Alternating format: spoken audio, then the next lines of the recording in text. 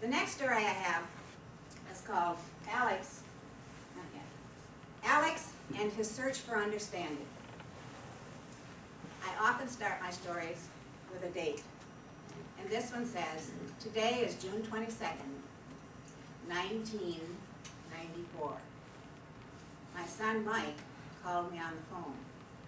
In the background, I could hear music, and asked, very faint music, and asked him if it was a radio or a tape. He told me it was my grandson, 6-year-old Alex, playing the guitar. I smiled because it gave me wonderful thoughts of our son Christopher. Christopher loved to play guitar, and he had been buried just 4 days prior.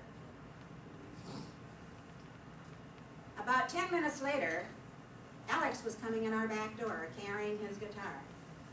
His mom was in the hospital, and he was spending time with us. And he said, "Hi, I was playing the guitar because it made me think of Uncle Chris. Do you want to remember Uncle Chris with me?" And of course we said yes.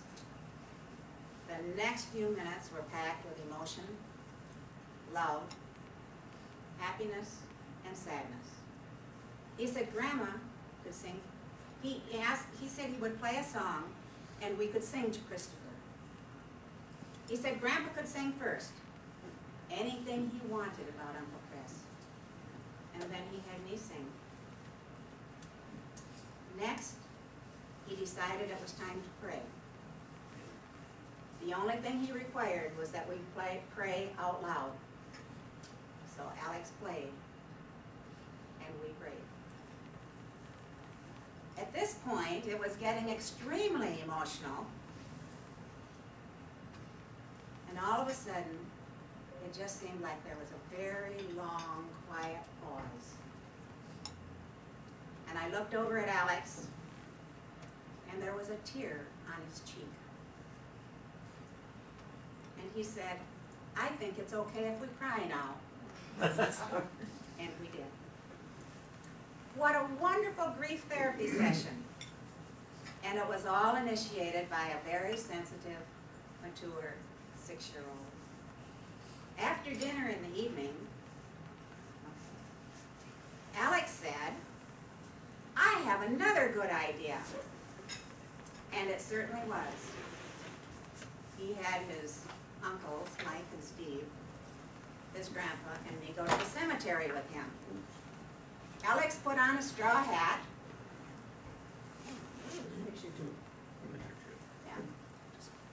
Alex put on a straw hat that was very much a Christopher look. And he took his guitar along.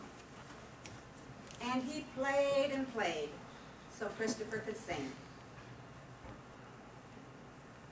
And then he had each of us play a few chords so Christopher could sing some more. Any one of the four.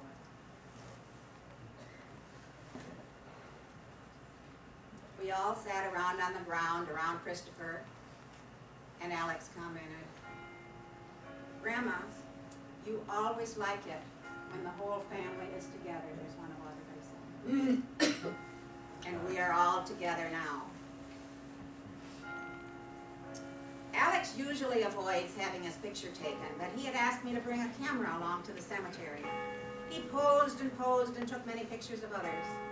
It was almost as if he wanted to save this moment in time. The pictures would be proof that we were all together. He was struggling. Later in the evening, as he climbed into bed and said his prayers, I could see that he was trying to deal with the reality of the situation of his life. It was in his prayers, he asked God to send him proof that Christopher heard the music and liked to sing with us. He even had a couple of suggestions. He said that God could put a pillow or penny under his pillow and have a message on it. Or, better yet, he could put a bill in his bank with a message on it. And he even gave God the combination to the bank. Now, what kind of message should he get? That was my struggle. Would he remember this in the morning? I decided to place a penny on the bed by Alex's pillow. He didn't forget. When he awakened, he was surrounded by his dad and his grandpa, and I was there too. And he saw the penny, and his eyes just shined, and he said, "Look, God sent me a penny. I'll bet it has a message." He picked it up, handed it to his dad, and said, "Dad, read me the message, please." And just then, Grandpa said, "I think most coins have something on it like, 'In God we trust.'" Alex looked up and said, "Trust God. That's a good message." He smiled at us, a smile that projected absolute faith and trust. He had received his message. Christopher had heard him. Christopher did sing. God would take care of Christopher, and everything would be all right.